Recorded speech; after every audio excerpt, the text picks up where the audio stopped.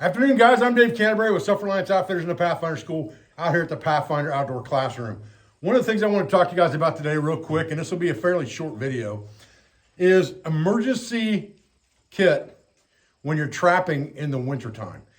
And when I talk about emergency kit, I'm really talking about that most redundant emergency kit, because obviously you should have the things to take care of minor emergencies along the way. There are things that can happen to you as a trapper that require absolute immediate attention more often than something like an arterial bleed. And those things could be falling in icy water, things that require rapid rewarming from the outside immediately to stave off the effects of hypothermia. And also things like getting yourself caught in some type of trap, especially like a 330 killing trap if you're beaver trapping around water. And that again can lend you to end up being wet and then having to get dried out very quickly. So understand that this last ditch kit that I'm going to show you today has nothing to do with the 5 C's really. It has nothing to do with an IFAK really. This is drop dead icy water conditions, and what do I need to stave off hypothermia immediately, get myself out of a trap immediately. Those are the bigger concerns as a trapper for me.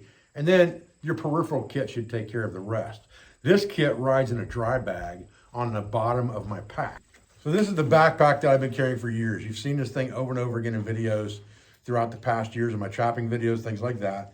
It's a full pack frame with a simple office-sized garbage pail strapped onto it with bungee cords so that I can put my trapping gear for resets and things like that in the bucket itself. On the bottom, there's a shelf, and that shelf is where I put that dry bag of that kind of drop dead gear.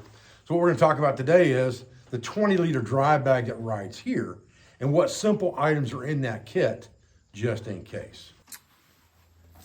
Now, I am a very simplistic individual. I like to break things down to their most rudimentary level. This is what I need, and I don't need a whole lot more. So the first thing I want to do is I want to make sure I have a spare pair of wool socks, a spare pair of wool base layer, and a spare wool hat. Then I have a queen size wool blanket that this stuff is rolled up inside of. I have a spare piece of rope.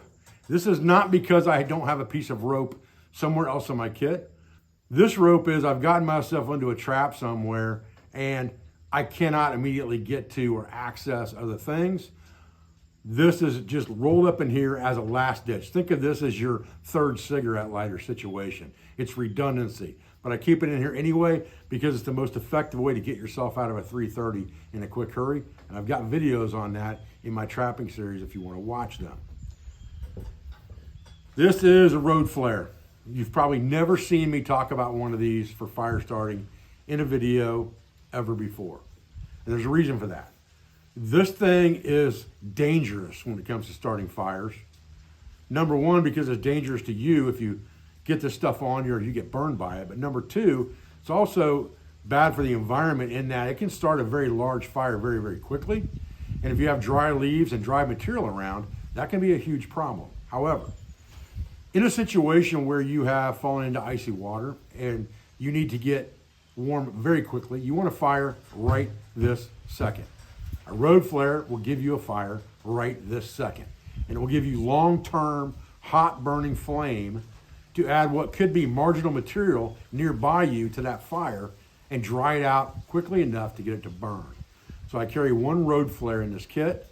And again, think of this as my backup to my backup to my backup, because I always have fire starting implements on me and around me.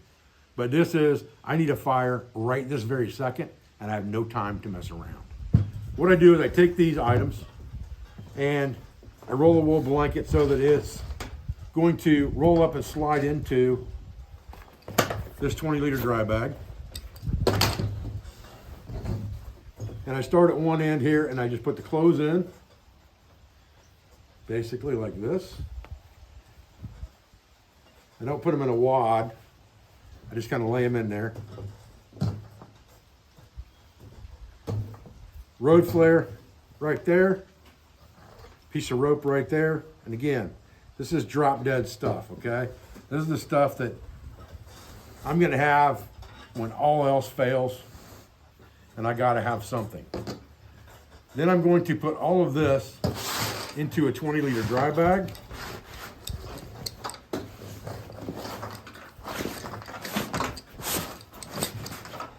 Close that dry bag up and roll it down.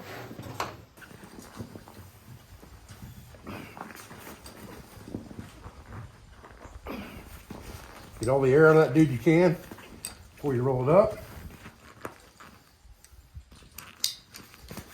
And that thing will be dry when you need it. Now I can just take my pack basket, drop this dude right in the bottom, lash it on here, and it's not going anywhere, and it's going to be there when I need it.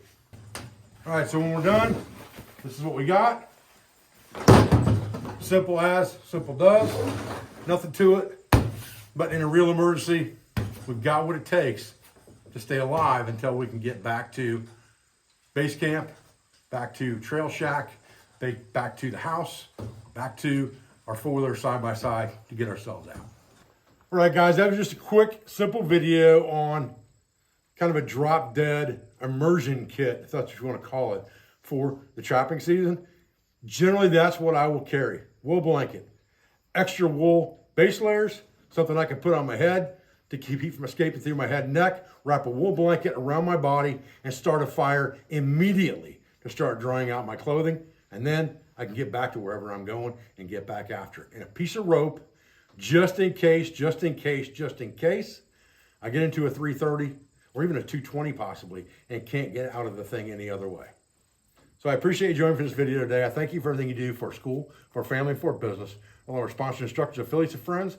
I'll be back with another video as soon as I can, guys, and I apologize for the intermittent fast on videos here as of late, but I've had lots of classes backed up by events and really haven't had much time in between. I've got a week off right now. I'm going to try to do some things in between there, and then I've got 2 more back-to-back classes, including a modern trapping class.